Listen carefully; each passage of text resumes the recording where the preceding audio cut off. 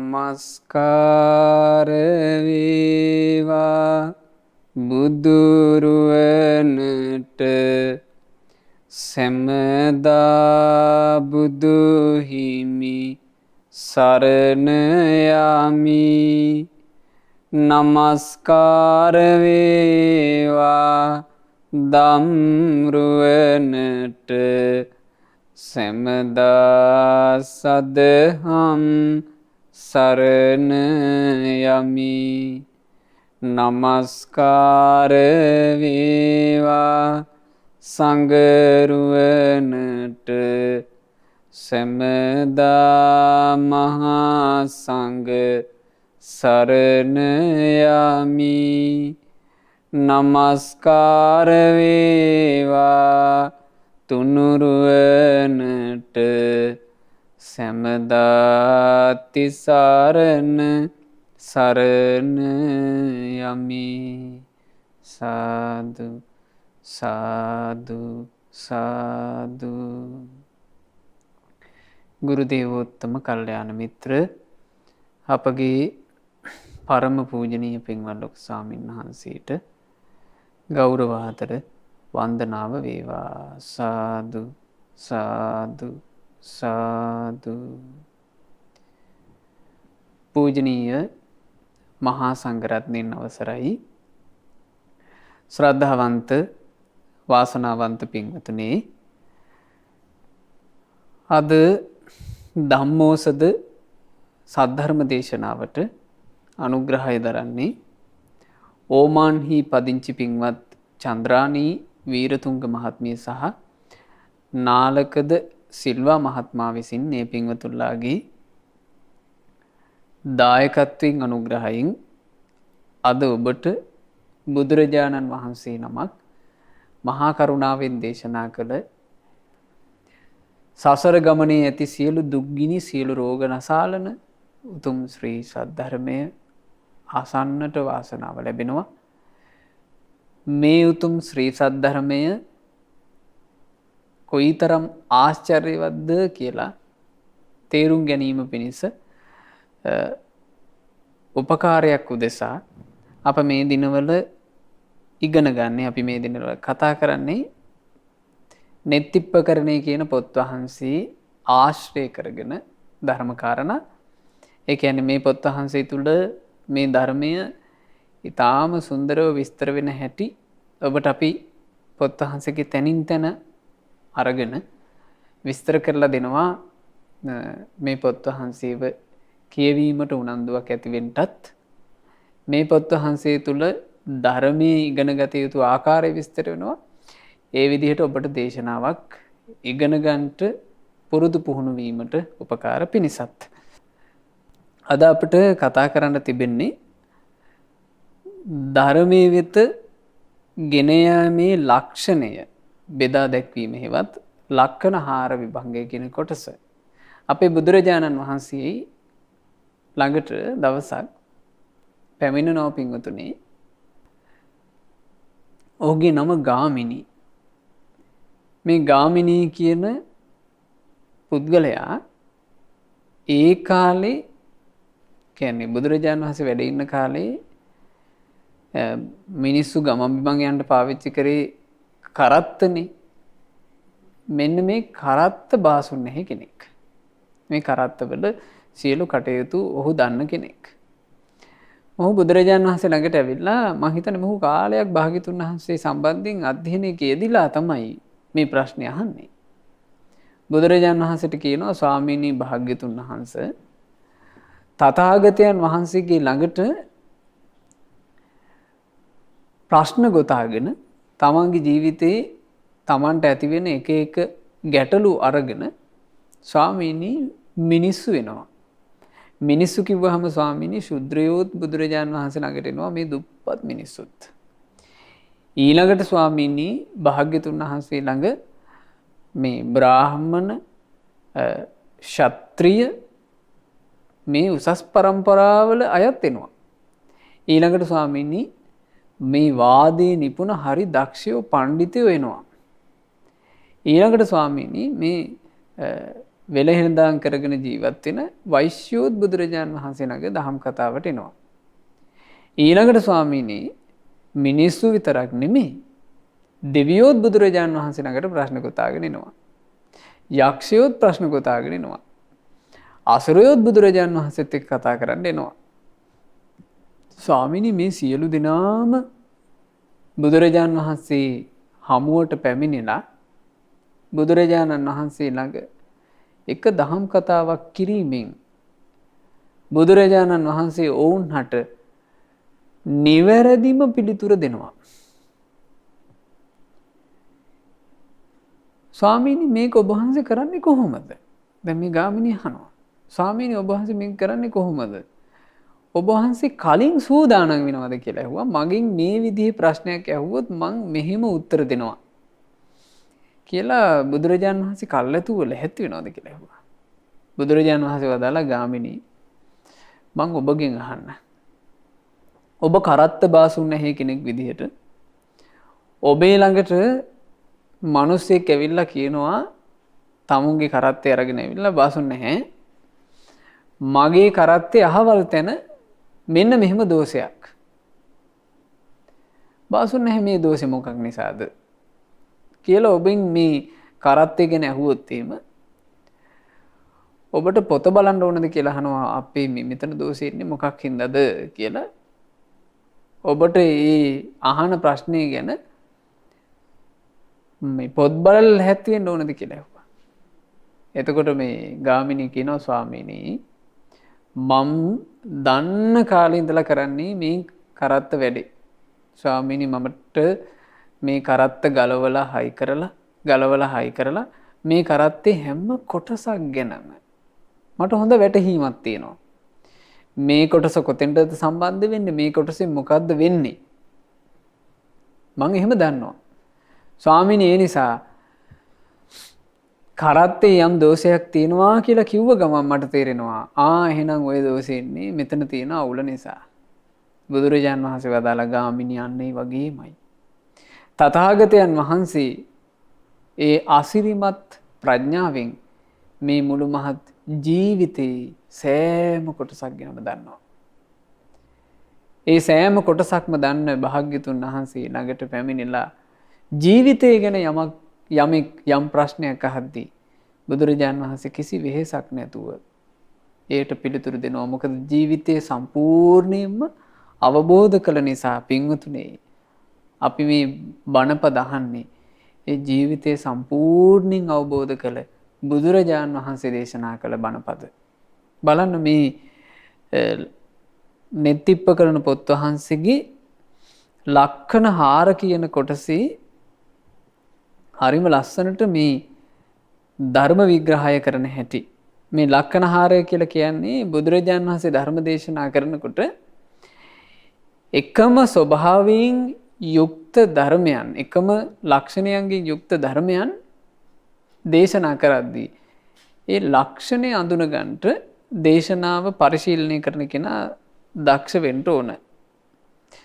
එක් ලක්ෂණයෙන් යුත් යම් ධර්මයෝ වෙද්ද ඒ ධර්මයන් අතුරින් එක් ධර්මයක් වදාළ කල්හි ඉතිරි ධර්මයෝත් කියන ලද්දාහු වෙති.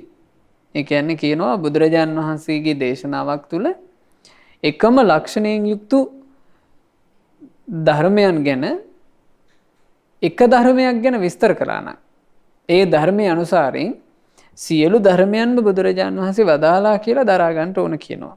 ඒ කෙසේද යත් ඔන්න බලන්න තෝරනවා. භාග්‍යතුන් වහන්සේ මෙසේ වදාළසේක.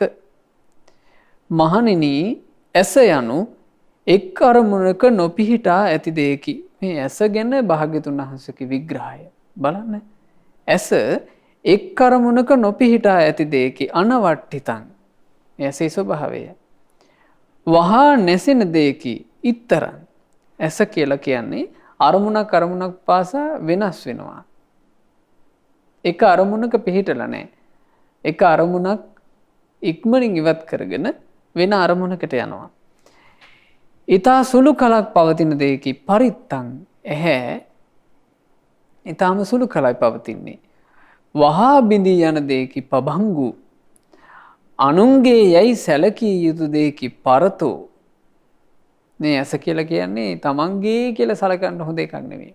අනුන්ගේ කියලා සලකන්න ඕන එකක්.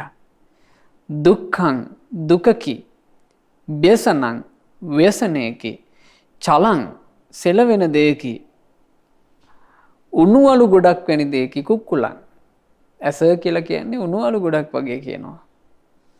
සංඛාරං හේතු ප්‍රත්‍යයන්ගෙන් සකස් වූ දෙයකි වදකං අමිත්ත මජ්ජේ සතුරන් මැද වදකෙක් බඳු දෙයකි. මේ කුමක් ගැනද විස්තර කළේ? ඇස ගැනයි. මොකද ඇස ගැන බුදුරජාණන් වහන්සේ දේශනා කළේ චක්කුම් භික්කවේ ආදිත්තු මහන්නේ ඇස ගිනි ගන්නවා. ඇසෙන් තමයි මේ ජීවිතේ ගින්න උපද්දන්නේ. මොකද්ද පින්වතුනි ඇසෙන් ගින්න උපද්දනවා කියලා කියන්නේ? ඇසෙන් රූප දැකලා මේ රූපවල නිමිති අනුනිමිති ආදී අරගෙන මේ ඇස හැමතිස්සෙම ගිනි ගන්නවා. කොමකින්ද ගිනි ගන්නේ? රාගේන ආදිත්තං රාගෙන් ගිනි ගන්නවා. ඇසෙන් ගත් අරමුණු නිසා රාග සංකල්පනා ඇති කරගෙන කොච්චර ගිනි ගැනීම මේ ලෝකේ තියෙනවද? දැන් අපි අහලා තියෙනවා එක සිදුවීමක්. අවුරුදු 40ක් විතර ඇති මේ මිනිසයාට. ඒ වෙනකොටත් ඒ අයගේ පවුලට දරුවෝ 3 දෙනෙක් හිටියා. අවුරුදු 40 විතර මේ මිනිසයා රස්සාව කරනකොට දැන් හැදුනානේ මේ ලෝකේ සමාජ මාධ්‍ය ජාල ක්‍රමය. මේකත් එක්ක අන්තර්ජාලයෙන් අවුරුදු 20 ගානක තරුණ වයසී කාන්තාවක් එක්ක ඕන්න පටලැවිල්ලක් හදාගත්තා මේ අවුරුදු 40 ගානක් විතර වෙන මිනිසයා. මේ පටලැවිල්ල අන්තර්ජාලයේ ඔස්සේම දුරදිග ගියා.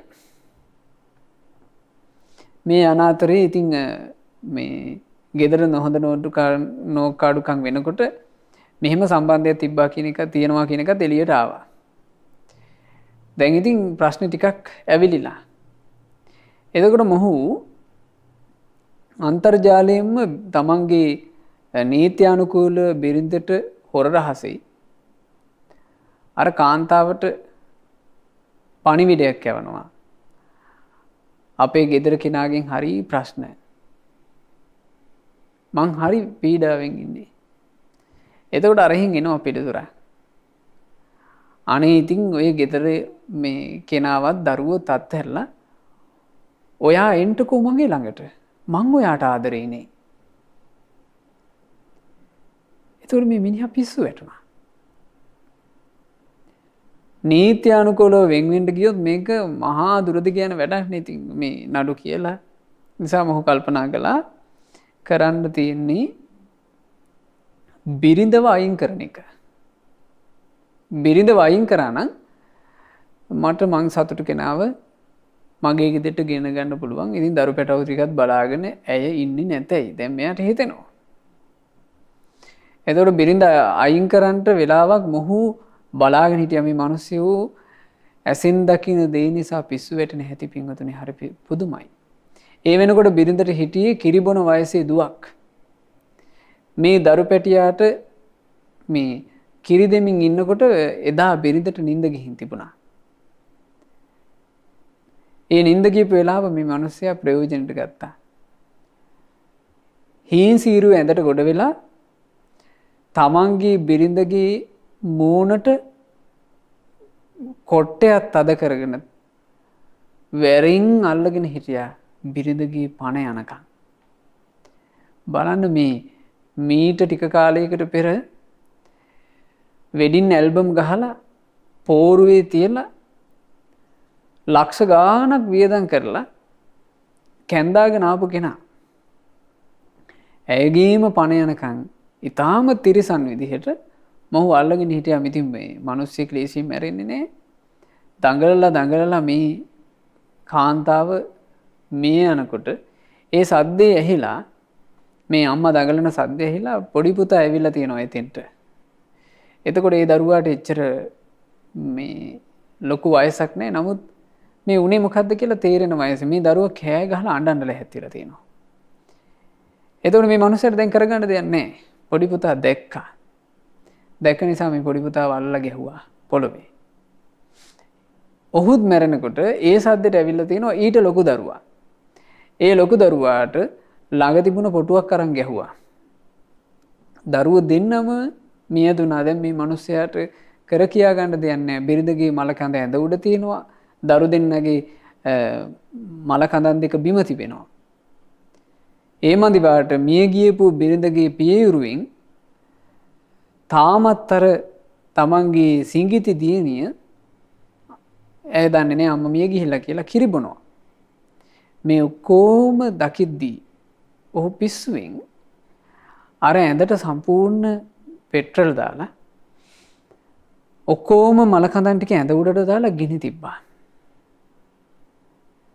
මේ ඇහෙන් දකින දෙයක් නිසා ඇවිලිලා යන හැටි. ඉතින් අපි මේ කියන්නේ එක කතාවක්. මේ බඳු කතන්දර කොච්චර රාගින් ඇවිලීම නිසා තිබේද? මේ ඇසේ ස්වභාවයයි. මේ දෙසුමේ ඇස ගැන වදාළ කල්හි ඉතුරු ආධ්‍යාත්මික ආයතනියොත් වදාරන ලද්දාහුම වෙති. බලන්නේ ලස්සනයි ධර්මකාරණේ. දැන් අපි සමහරට දකිනවා බුද්ධ දේශනාවේ සංයුත්ත නිකායේ එහෙම බුදුරජාණන් වහන්සේ මේ එක ආයතනයක් ගැන විස්තර කරන දේශනා.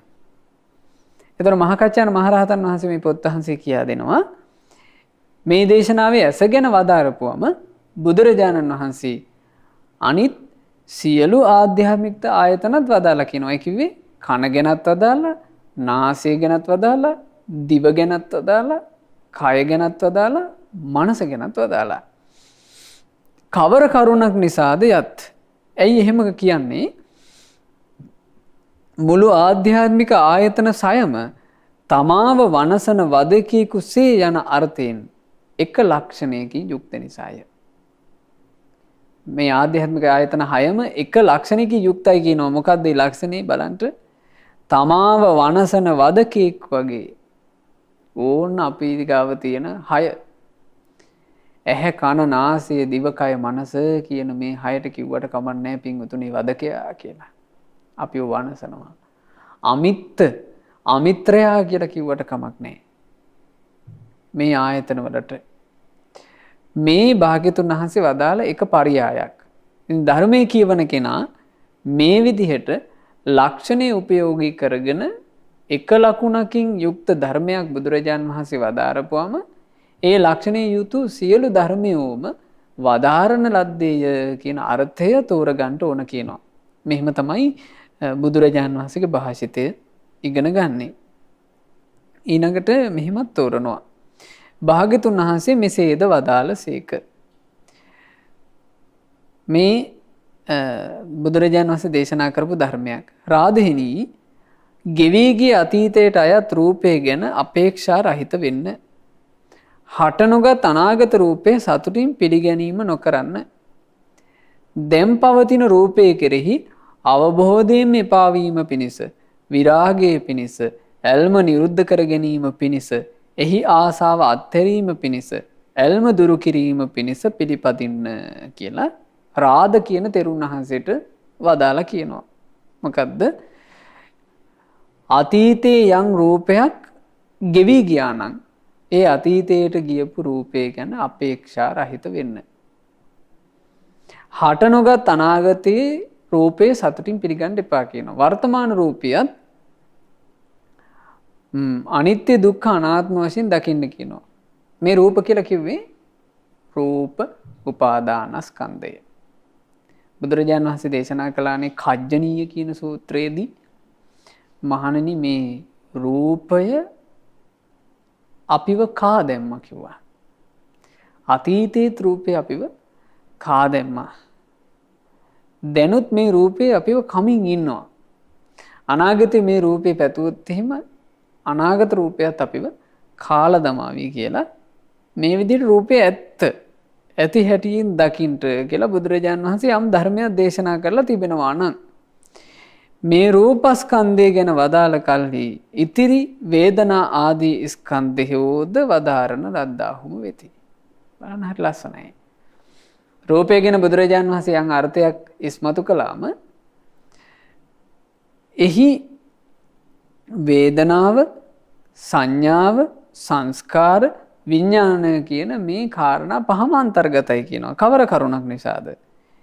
යමකෝවාද සූත්‍ර දේශනාවේදී සියලු පංචස්කන්ධයෝම තමාව වනසන වදකයෙකුගේ අර්ථයෙන් එක් ලක්ෂණයෙන් යුක්ත කොට වදාළ නිසාය.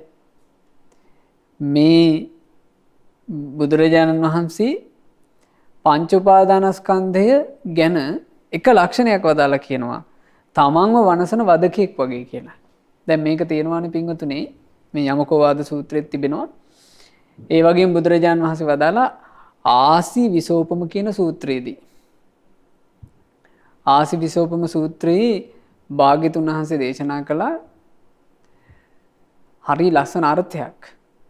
කතන්දරයක් බුදුරජාණන් වහන්සේ වදාලා. ජීවත් වෙන්න කැමති මැරෙන්න අකමැති මිනිස්සෙක්ව ගෙන්නලා මේ මිනිහට දෙනවා කියනවා මෙන්න මෙහෙම.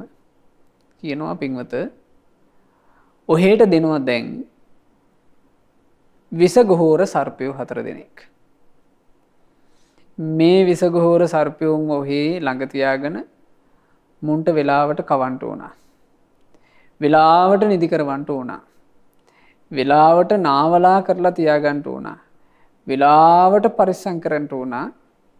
හැබැයි ඔබ මුන්ව රැක්කේ නැත්තම් මුන්ට කිසි කෙලෙහි ගුණයක් නැහැ. මුන් ඔහෙට දෂ්ට කරයි. දෂ්ට කරොත් ඔහේ එක්ක මැරෙනවා, මාරාන්තික දුකටපත් වෙනවා. දැන් තියාගන්නවා කියලා දෙන්න හදනවා. දෙන්න හදද්දි මේ මිනිස්සයා දුවන්න පටන් ගත්ත කියනවා අපේ මට නම් ඔය සරුපයෝ එපාය කියලා. එහෙම දුවගෙන යනකොට මොහොත කියනවා ඇහෙනවා එම්බල පුරුෂය ඔහේ කොහේ කියලා දුවලා බේරෙන්නද?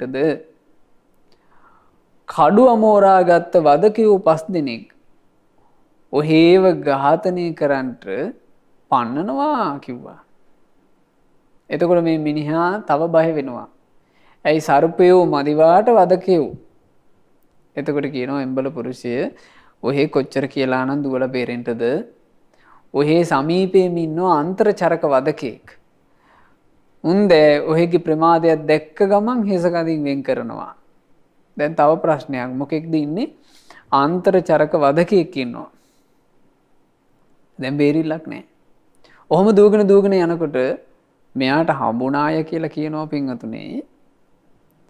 හරි ලස්සනට පේන ගමක්. මෙයා ඉක්මනට ගමට ගියා. මේ ගම්මානට ගියාට පස්සේ මේ ගමේ ගෙවල් තියෙනවා. මෙයා මේ ගෙවල් ඇතුළට ගිහිල්ලා මේ ගෙවල් වල රැකවරණයක් තියෙවිදෝ කියලා මේ ගෙවල් වල දොරවල් ඇරලා බලනවා. දොරවල් ඇරලා බලපුවම මේ හිස්. මේ ගෙවල් පිටට පෙවුනාට පොත්ත ඇතුලේ මොකවත් නැහැ හිස්. එතකොට මේ පුද්ගලයාට තේරෙනවා මේ දොරවල් ඇරලා බලනකොට හිස් නොවේ. දැන් පිටින් නම් පේන්නේ කොහොමද? අඳ හැඩට ගේ තියනවා පේනවා. ඇරලා බලපුවම මේවා හිස්. එතකොට මොහු දැන් මේක හිත ඉන්නවා මේ ගෙවල් හිස් නොවේ. එහෙම හිතමින් ඉන්නකොට ඒ පුරුෂයාට ඇහෙනවා හඬක්. එම්බල පුරුෂය මේ හිස් ගමේ උඹ ඉන්න එපා. මේ හිස් ගම්මානෙට බොහොම දරුණු විදිහේ ගම් පහරන හොරු වදිනවා. උන්දලා ආපුවම උඹව ඉතුරු කරන්නේ නැහැ කියලා අහන්න ලැබෙනවා. එතකොට මේ පුරුෂයාට මහා බිහිතියක් හටගත්ත පින්වතුනි. ඇයි? සර්පය 4 දෙනෙක් එහෙන්. වදකයෝ 5 දෙනයි. අන්තරචරක වදකයයි. බේරෙන්න කියලා සැනසෙල්ලක් පතාගෙන ගමකට ගොඩ වුණා. ඒ ගම හිස්. ඒ ගම්මානෙට එනවා දරුණු හොරමුල්. කොහේ බේරෙන්නද? අන්තිමේ මේ පුරුෂයා දුවගෙන යනවා මේකෙන් බේරුම බලා ගන්නට. යද්දි හම්බුණා පින්වතුනි විශාල ගඟක්. මේ ගංගාවේ මෙහා යූරේ මෙයා හිට ගන්නවා. ඔන්න එතකොට මෙයාට ඇහෙනවා මේ ගඟෙන් ඔබ එතෙර වුණොත් මෙතර බිය සහිත වුණාට එතෙර නම් සැනසෙල්ලක් තියෙනවා. දැන් එතරට යන්න ඕන. එතරට යන්න නිකන් බෑනේ. එතරට යන්න නම් ඒකට මාධ්‍යයක් ඕන. මේ විශාල ගඟ පීනන්න බෑ. එතකොට මොහු මොකද කළේ? මෙතර තියෙන ලී දඬු ආදී එකතු කරලා වැල් පොටවල් වලින් පුංචි පහුරු කෑල්ලක් හදාගත්තා. මේ පහුර හදාගෙන මේ පහුර ගඟට දාලා ඔහු මේ පහුරින් අර ගංගාදියෙන් එතෙර වුණා. එතරට ගියාට පස්සේ හරි සැපයි. ඔන්න කතන්දරය. බුදුරජාණන් වහන්සේ දේශනා කළා මහණෙනි මම මේ කතාව දේශනා කළේ ඔබට උපමාවකටයි. මොකද්ද උපමාව? මහන්නි අර පුරුෂයාට කිව්වානේ ඔහේට දෙනවාය කියලා සරුපයෝ 4 දෙනෙක්. සරුපයෝ 4 දෙනා කියලා කිව්වේ මහණෙනි වෙන මොකකටවත් නෙමෙයි. සතර මහා භූතයන්ට කියන නමක් සර්පයෝ. පඨවි ධාතු කියලා කිව්වේ එක සර්පයෙක්. ආපෝ ධාතු කියලා කිව්වේ අනික් සර්පයා. තේජෝ ධාතු කියලා කිව්වේ අනික් සර්පයා. වායෝ ධාතු කියලා කිව්වේ අනික් සර්පයා. මේ සර්පයාව තමයි දෙන්නේ. ඒ සර්පයා දිනුනට පස්සේ තව අවවාදික කළානේ මුන්ට වෙලාවට කණ්ඩ දෙන්න ඕනා. මුංග වෙලාවට නාවන්ට ඕනා. මුංග වෙලාවට සතපවන්ට ඕනා. නැත්තම් මේකුන් කිපෙනවාය කියලා. පින්වතුනි ඕන්න අපට සර්පයෝ 4 දෙනා හම්බ වෙලා. මොනවද? මේ පඨවි ආපෝ තේජෝ වායෝ කියන හතරෙන් හැදිච්ච රූපයක් අපට ලැබිලා. මේ රූපේ පවත්ව ගන්නට නම් වෙලාවට බත් මාළු ටික කවන්න ඕනා. කැව්වේ නැත්තම් ඕන වේල වැරදුනාම ඇතුළ පුච්චගෙන එනවා බඩගිනි කියලා. අපි හැමදාම කන්ට දෙනවා. හැමදාම කන්ට දුන්නට පින්වතුනේ වේල වැරදිච්ච ගමන් බඩගිනි වේදනාව උපදින්නේ නැද්ද? රිද්දනවා. නාගන්ට බැරි වුණොත් එහෙම එහෙන් කහනවා මෙහෙන් කහනවා. වේදනාව දෙනවා. ඊට පස්සේ ඕන්න අපි මෙච්චර කාලයක් මේ සර්පය 4 දෙනාව පවත්වගෙන හිටියා. දැන් කොරෝනා කියලා වසංගතයක් ඇවිල්ලා අපි මාස් දාගෙන රැක ගන්න ඕන. අත් හොද රැක ගන්න ඕන. නැත්තම් ඉක්මනට ලෙඩ වෙනවා. නිින්ද අඩු වුණොත් ලෙඩ වෙනවා. කෙලෙහි ගුණ නැති සර්පයෝ. ඒ කෙලෙහි ගුණ නැති සර්පයෝ හම්බුණාට පස්සේ මේ සර්පයෝ කියලා දැනගත්තාම ඒ පුරුෂයා දුවනවා. සර්පයෝ කියලා දන්නේ නැති කෙනා නම් වාත්තු කර කුෂන් මෙට්ටේ තියලා රැකගන්නේ. ඇයි සර්පයා කියලා දන්නේ නැති නිසා. නුවණැති පුරුෂයෙක් දැනගන්නවා මේකුන්නම් කෙලෙහි ගුණයක් නැති සර්පයෝය. කොච්චර වාත්තු කරලා තියාගත්තත් මුන්ට සැනසෙල්ලක් නැත්තේ කියලා දැනගත්තාම මේ සර්පයෝම දාලා දුවන්න පටන් ගන්නවා. දුවනවා කියලා කිව්වේ ධර්මයේ හැසිරෙනවා. ඒ ධර්මයේ හැසිරෙනකොට ඕන්න තවත් දැනගන්නවා ඥානවන්තයන්ගෙන්. තව වදකයෝ 5 දෙනෙක් ඉන්නවා. රූප, වේදනා, සංඥා, සංස්කාර, විඥාන කියලා පංච උපාදානස්කන්ධයක් තියෙනවා. මේ පංච උපාදානස්කන්ධය අපි සසර පුරාවට පිළි අරගෙන මම මගේ ආත්මය කියලා. ඒ පිළි අරගෙන ඉන්න මේ පංච උපාදානස්කන්ධය තමයි අපට වද දෙන්නේ. අන්න වදකයෝ කියලා දැනගත්තාම තව භීතිය උපදිනවා. නිදහසක් පතාගෙන ඔහු හැසිරෙනවා. එතකොට අහන්න ලැබෙනවා අන්තරචරක වදකයා ගැන. අන්තරචරක වදකයා කිව්වේ මොකද්ද? තෘෂ්ණාව. ඇහැට දකින රූප කෙරෙහිද තෘෂ්ණාව හටගනී.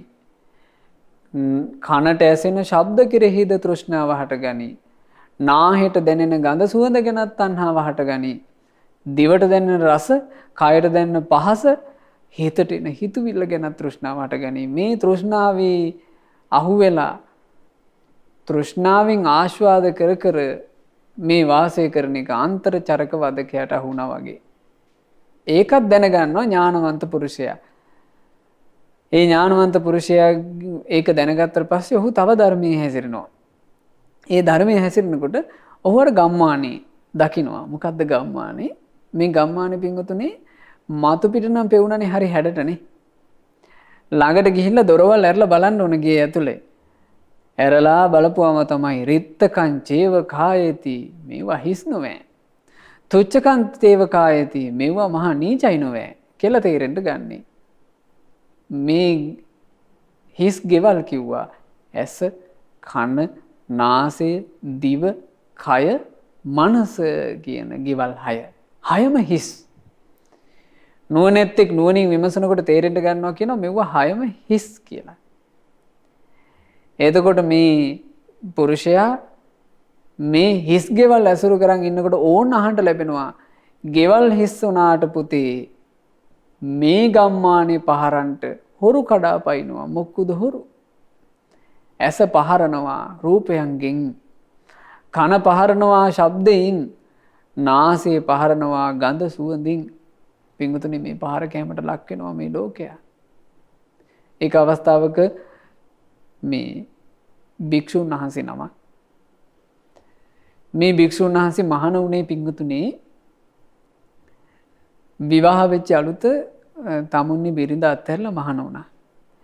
මහාන වෙලා පොඩ් වැරද්දක් කළා. ඒ වැරද්ද තමයි බිරිඳගේ ගෙදරට කියන තමුන්ගේ ගෙදරටම පිණ්ඩපාත යනවා. පිණ්ඩපාත ගියාට පස්සේ බිරිඳත් ඉතින් දාන පොඩ්ඩ හදලා පූජා කරනවා. පූජා කරනකොට මේ බිරිඳ දවසක් කල්පනා කළා මේක හරි වැඩක් නෙමෙයි. දැන් මේ මිනිස්සයා මහාන වෙලා මං ගැන කිසි සැලකිල්ලක් නැහැ. දාන ටික මේ බඩගින්න හැදෙනකොට නම් මං ගාවට එනවා.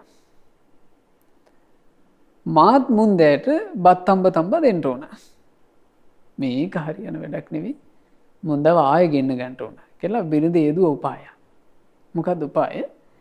ඊළඟ දවසේ ඔන්න දානෙට වැඩියයින් පස්සේ මේ තෙරුන් වහන්සේට කියනවා අනේ මට ඔයාට කියන්න කනගාටුයි. මට මේ තනිපංගලමේ ඉන්න බෑ. අපි ඉතින් කාන්තාවෝ නේ. අපිට අනතුරු වැඩි. ඒ නිසා මං කල්පනා කළා ඔයත් ඉතින් මාව අත්හැරලා කිසි තැකීමක් නැතුව මහාන වෙන්න ගියපු එකේ මං කල්පනා කළා වෙනත් මිනිසෙක් එක්ක දී කියන්න. ඒ නිසා ඕන්න අදින් පස්සේ ආයේ මේ ගේ පැත්ත පළාතේ එන්න එපා. මං වෙන මිනිහෙක් එක්ක යනවා කිව්වා. ඒ කිව්වා විතරයි මේ භික්ෂුවගේ හිතේ හරි වේදනාවක් හටගත්තා. මහා අසාධාරණයක් වුණාම එන්නේ. කාට හරි අසාධාරණයක් වුණාම අපිට දුක හිතෙන්නේ. ආන්නේ වගේ දැනුණා. අනේ මං මගේ බිරිඳ ගැන කිසි තැකීමක් කළේ නෑනේ. ඒව උහි අත්හැරලා දාලා මං ආවනේ. අනේ එයා පව්. දැන් හිතෙනවා. බුදුරජාණන් වහන්සේ ළඟට මේ භික්ෂුව ගිහින් කියනවා ස්වාමීනි මම නැතුව මගේ බිරිඳට හරි අපහසුයි. ස්වාමීනි මං කල්පනා කරේ සිවුරු වෙරලා ගිහිල්ලා එයත් එක්ක වාසය කරමින් පිනක් දහමක් කරන් එන්න. බුදුරජාණන් වහන්සේ මේ ජීවිතය ගැන මුළුමනින්ම අවබෝධ කළ මහා මුනිදුන් වදාලා භික්ෂුව කලින් ජීවිතයක ඔය කාන්තාව නිසා නොකරුණේ මැරුම් කෑවා. දැන් මුල් ලැහැත්ති එකටයි කියලා ඇහුවා. කියනවා ස්වාමීනි මං කලින් ජීවිතේ කෑ නිසා අමාරුයි වැටුණු බවක් මන් දන්නේ නැහැ. ස්වාමීනි මට කියන්න කිව්වා.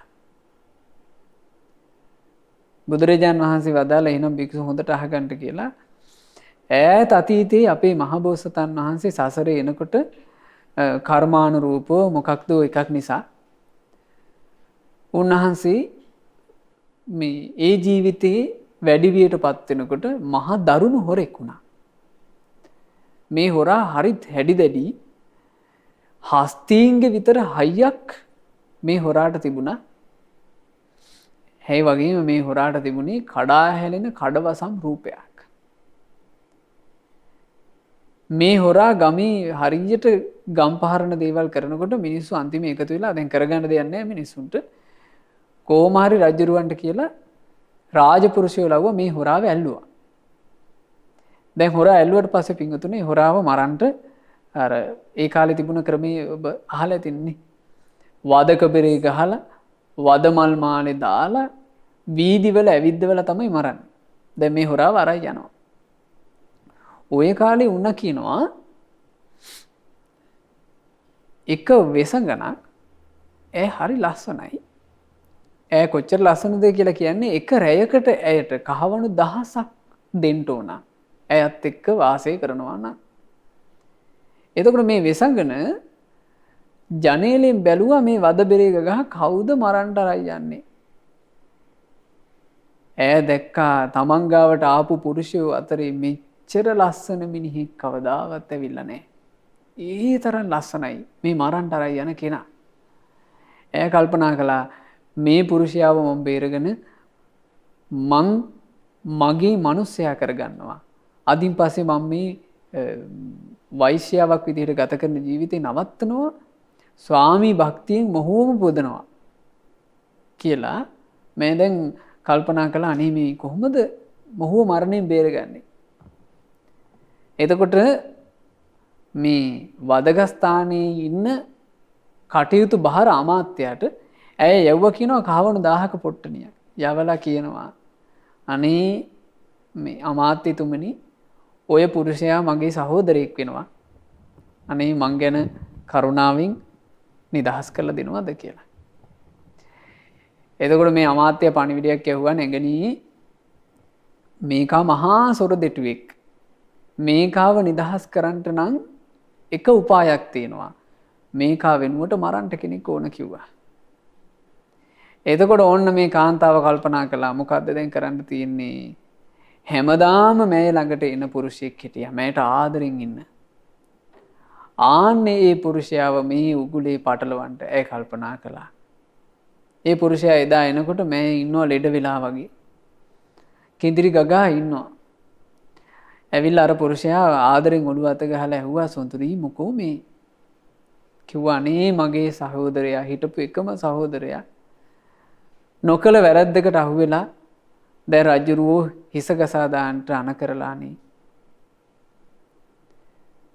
ඉතින් නැගණී මගෙන් මොනවද කරන්න ඕන? ඔයාගේ හිත සැනසෙනවා නම් මං ඕන දෙයක් කරනවා. එතකොට කිව්වා වෙන මොකුත් කරන්න දෙයක් නැහැ. ඔයාට පුළුවන් ද මං වෙනුවෙන් කහවණු 1000ක් අරගෙන ගිහිල්ලා වදකස්ථානයේ බාර ඇමතියාට දෙන්න. අනේ ඒ කහවණු 1000 දුන්නොත් නිදහස් කරන්න කියලා පොරොන්දු වුණා කිව්වා. අනේ නැගණී ඕක මොකද්ද? ඔයා වෙනුවෙන් මට ඕක අනිවාර්යෙන් කරෑකි කියලා කහවණු 1000 පොට්ටනිය අරගෙන අර මිනිස්සයා යනවා. ඒ ගියාට පස්සේ වදකයෝ ඒ මිනිහව අල්ලගත්තා. අර දරුණු හොරාව නිදහස් කළා. හොරා මරණ විදිහට මැරුම් කෑවේ අර අහිංසක පුරුෂයා. හොරා විදිහට හිටියේ කවුද පින්වතුනි? අපේ මහබෝසතාණන් වහන්සේ. මහබෝසතාණන් වහන්සේ අර කාන්තාව ළඟට ගිහිල්ලා ඒ කාන්තාවත් එක්ක ටික කාලයක් වාසය කළා. හැබැයි උන්වහන්සේ ඥානවන්තයි. උන්වහන්සේ කල්පනා කළා තමන්ට බොහෝ කාලයක් ආදරය කරලා තමන් එක්ක එක යහනේ නිදාගත්ත පුරුෂයාව මාව දැක්ක පමණින් මේකීට පුළුවන් වුණා නම් අතහරින්න මට වඩා ලස්සන එකෙක්ව ඉස්සරහට දැක්කොත් එහෙම මටත් වෙන්නේ ওই ටික. ඒ නිසා මම මේ කාන්තාවගෙන් බේරිලා පලා යන්න උනා කියලා මේ කාන්තාව අත්හැරලා බෝසතාණන් වහන්සේ දා බේරුණා. බුදුරජාණන් වහන්සේ දේශනා කළා භික්ෂුව එදා මේ කාන්තාවගෙන් බේරිච්චි සොර දෙටුවාව සිටියේ මමයි. මාව බේරගන්ට කියලා ගෙලසිඳලා මැරුම් කෑවේ ඔහේ කිව්වා. එදාත් ඔය කාන්තාව නිසා ඔහේ විපතටපත් වුණා. අදත් විපතටපත් වෙන්න ලැහැත්ති කියලා බුදුරජාණන් වහන්සේ අහනකොට භික්ෂුවගේ සිහිය පිහිටියා. ඒ නිසා පින්වතුනි මේ ආයතන වලින් අපි ව්‍යසනයටපත් වෙන විදිහ අපිට හිතා ගන්න බෑ. හැබැයි නුවණැති පුරුෂයෙක් ධර්මයේ පිහිටලා මේක කල්පනා කරනකොට ඔහුට තේරෙන්න ගන්නවා. ආන් එතකොට ඔහු මේ සියල්ලෙන්ම නිදහස් වීමක් හොයනවා. එහෙනම් අපි නිදහස් වීමක් හොයන්නේ නැතුව නම් ඉන්නේ තේරුම් ගන්නට මේක අපට තේරිලා නැහැ. මේ කරුණු තේරිච්ච කෙනා නිදහස පතනවා. මොකද්ද? මේ පඨවි ආපෝ තේජෝ වායෝ කියන මහා සර්පයන්ගෙන් හැදිච්ච ශරීර කූඩුවක් ලැබිලා විඳවනවා කියලා තේරුණාම ඔහු නිදහසක් පතනවා. රූප වේදනා සංඥා සංස්කාර විඥාන කියන වදකයන්ට අහු වුණා කියලා තේරුණාම ඔහු නිදහසක් පතනවා. තෘෂ්ණාව නම් වූ අන්තරචරක වදකයාට අපි අහු වෙලා කියලා තේරුණාම ඔහු නිදහසක් පතනවා. මේ ඇසකන නාසය දිවකය මනස කියන හිස්සූ දෙයකට අපි අහු වෙලා කියලා තේරුණාම ඔහු නිදහසක් පතනවා. ඊළඟට ඒ හිස්සු දේවලුත් රූප මේ රූප ශබ්ද ගන්ධ රස පහස කියන දේවල් වලින් හැමතිස්සෙම පහර කැමට ලක් වෙනවා කියලා තේරුණාම ඔහු නිදහසක් පතනවා. ඒ නිදහස හොයාගෙන ඔහු මේ සංසාර කතරින් එතර වෙනවා. එතර වෙන්න සකස් කරගන්න පහුර තමයි සම්මා දිට්ඨි, සම්මා සංකල්ප, සම්මා වාචා, සම්මා කම්මන්ත, සම්මා ආජීව, සම්මා වායාම, සම්මා සති, සම්මා සමාධි කියන ආර්ය අෂ්ටාංගික නම් මාර්ගයේ නම් වූ පහුර. ඒ පහුරෙන් ඈතර වෙනවා. ඉතින් මේ ධර්මයේ විස්තර කරද්දී මේ දේශනා තුල පින්වතුනි ඔය දුකින් නිදහස් වෙන මාර්ගය තමයි නොඑක් පරයයන්ගෙන් භාග්‍යතුන් වහන්සේ වදාළේ. එනිසා සුපින්නතුල්ලා ධර්මයේ කියවනකොට අපගේ මහා කච්චාන මහරහතන් වහන්සේ තෝරන මේ අර්ථයත් හොඳට හිතට ගන්න. යම් ධර්මයක එක ලක්ෂණයක් වදාරපුවාම ඒ ලක්ෂණයේ යුතු සියලු ධර්මයෝ බුදුරජාණන් වහන්සේ එහි වදාලා කියන කාරණාව. මේ කාරණෙනුත් ඒක තේරුම් ගන්න කියනවා. බුදුරජාණන් වහන්සේ ධම්මපදයේදී ගාථාවක් වදාලා යේ සංච සුසමාරද්ධා නිච්ඡං කායගතා සති අකිච්ඡං තේන සේවಂತಿ කිච්චේ සාතච්චකාරිනෝති. ඒක තේරුම යම් කෙනෙක් විසින් කයානුව පවත්වන සිහිය ඒ කිව්වේ කායානුපස්සනාව නිරතුරුව හොඳින් පටන් ගන්නා ලද්දේද කල යුතු දේ නිතරම කරමින් සිටින ඔව්හු නොකල යුතු දේ සේවනය නොකරති කියලා බුදුරජාන් වහන්සේ අර්ථයක් වදාලා ධම්මපදයේ. මෙහි කයානුව පවත්වන ලද සිහිය ගැන වදාළ කල්හි ඒ තුල වේදනානුපස්සන, චිත්තානුපස්සන, ධම්මානුපස්සනා යන මේ සතිපට්ඨානයෝම වදාරන ලද්දාහු වෙති. ආන්න එහෙම තේරුම් ගන්න ඕන කියනවා. බුදුරජාණන් වහන්සේ මේ එක ධර්මයක් දේශනා කරනකොට ඒ ධර්මයේ තුල සියලු අර්ථයන් ඒ කියන්නේ සමාන ලක්ෂණයෙන් යුතු ධර්මයන් සියල්ල ගොනු කරලා දේශනා කරා කියන එක තේරුම් ගන්න කියනවා. බුදුරජාණන් වහන්සේ මෙසේත් වදාලා කියනවා. එහින් පින්වත් භික්ෂුව ඔබ කායානුපස්සී විහෙරත. කය පිළිබඳව කායානුපස්සනාවෙන් වාසය කරන්නට. කොහොමද? ආතාපි කෙලස් තවන වීරියෙන් යුක්තව, සම්පජානෝ නුවණ ඇතිව, සතිමා සිහිය ඇතුව, විනය ලෝකේ අවිජ්ජා දෝමනස්සං ලෝකේ ඇලීම් ගැටීම් දුරු කරමින් වාසය කරන්නට කියලා අපි මේ ධර්මය අහලා තියෙනවා සතිපට්ඨාන සූත්‍රයේදීනේ. මෙහි කෙලස් තමන වීරියෙන් යුතුව කියලා බුදුරජාන් වහන්සේ වදාළේ වීරිය ඉන්ද්‍රියට කියනවා. නුවණින් යුතුව කියලා වදාළේ ප්‍රඥා ඉන්ද්‍රියට. සිහිය ඇතිව කියලා වදාළේ සති ඉන්ද්‍රියට. ලෝකේ ඇලීම් ගැටීම් දුරු කරමින් කියලා වදාළේ සමාධි ඉන්ද්‍රියට. මෙසේ කය පිළිබඳව කායානුපස්සනාවෙන් වාසය කරනකොට ඔහු තුල සතිපට්ඨානියම සම්පූර්ණ වෙලා යනවා. දැන් මේ තෝරන්නේ කවුද? මහා කච්චාන මහරහතන් වහන්සේ. ඒ මක් නිසාද? ඇයි සතර සතිපට්ඨාන වැඩෙන්නේ? වීරිය, සතිය, සමාධිය, ප්‍රඥාව යන ඉන්ද්‍රියන් සතරම සමාන ලක්ෂණයන්ගෙන් යුක්ත නිසාය. බලන්න මේ ධර්මي තෝරන හැටි. සතර සතිපට්ඨාන වැඩෙන කල්හි භාවනාව තුලින් සතර සතිපට්ඨානෙ වැඩෙද්දී සතර සම්‍යක් ප්‍රධානියෝ සම්පූර්ණ වෙයි. ඔන්න ධර්මයේ වැඩෙන හැටි හරි ලස්සනයි මේ. සතර සම්‍යක් ප්‍රධානයන් වැඩෙන කල්හි සතර ඊර්ධිපාදයෝ සම්පූර්ණ වී යති.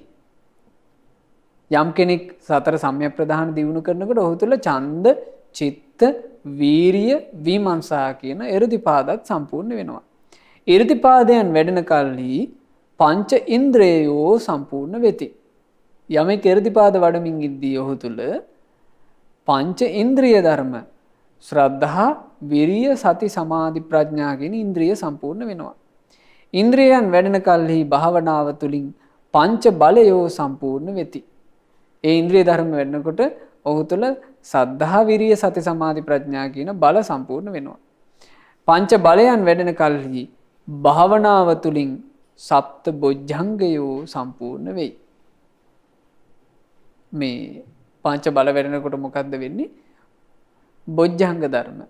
බොජ්ජංග කියන්නේ අපි කෙටියෙන් කියනවා නම් සති, ධම්මවිචය, විරිය, පීති, පස්සද්ධි, සමාධි, උපේක්ඛා කියන මේ හත සම්පූර්ණ වෙනවා. සප්ත බොජ්ජංගයන් වැඩෙන කල්හි භාවනාව තුළින් ආර්ය අෂ්ටාංගික මාර්ගය සම්පූර්ණ වෙයි. චතුරාර්ය සත්‍ය අවබෝධයට අදාළ සියලු බොජ්ජංග ධර්මයෝ භාවනාව තුළින් සම්පූර්ණ වෙයි. ඒ කවර කරුණක් නිසාද? චතුරාර්ය සත්‍ය අවබෝධයට අදාළ සියලු බෝධිපාක්ෂික ධර්මයෝම සසර දුකින් නිදහස් කරවන ලක්ෂණයෙන් සමාන ලක්ෂණ ඇත්තාහු වෙති. එතකොට සත්‍තිස් බෝධිපාක්ෂික ධර්මම එකම අරමුණකට යොමු වෙලා තියෙනවා. ඒ තමයි සංසාරයෙන් නිදහස් කරවන එක. ඒ ලක්ෂණයෙන් මේ හැම ධර්මයක්ම එකක් වෙනවා කියනවා. ඒ කියන්නේ බුදුරජාණන් වහන්සේ යම් තැනක වදාරනවා නම් මේ බෝධිපාක්ෂික ධර්මයන්ගෙන් එකක් වඩන්ට කියලා. අපි හිතමු මේ බුදුරජාණන් වහන්සේ දේශනා කරනවා කියලා කායානුපස්සනාව වඩව් කියලා. ඒ කායානුපස්සනාව තුළ තියෙනවා එක ලක්ෂණයක්. මොකක්ද ඒ ලක්ෂණය? සංසාරයෙන් නිදහස් කරවන ලක්ෂණය. ඒ ලක්ෂණය කායානුපස්සනාව විතරක් නෙමෙයි තියෙන්නේ. සියලු සත්‍තිස් බෝධිපාක්ෂික ධර්ම තුලම තියෙනවා. සති බෝධිපාක්ෂික ධර්ම කිව්වේ මොනවද? සතර සතිපට්ඨාන, සතර සම්‍යක් ප්‍රධාන වීරිය, සතර එර්ධිපාද, පංච ඉන්ද්‍රිය, පංච බල, සප්ත බොජ්ජංග, ආරෂ්ඨාංග මාර්ග, මේ හැම අංගයක්ම එතන වදාලා හා සමානයි කියනවා. මෙසේ අකුසල් දහම්ද සමාන ලක්ෂණ ඇති හේයින් ප්‍රහාණයේදී සියල්ල නැසී යයි. අකුසල් වල සමාන ලක්ෂණය තමයි සසරට ඇද දැමීම.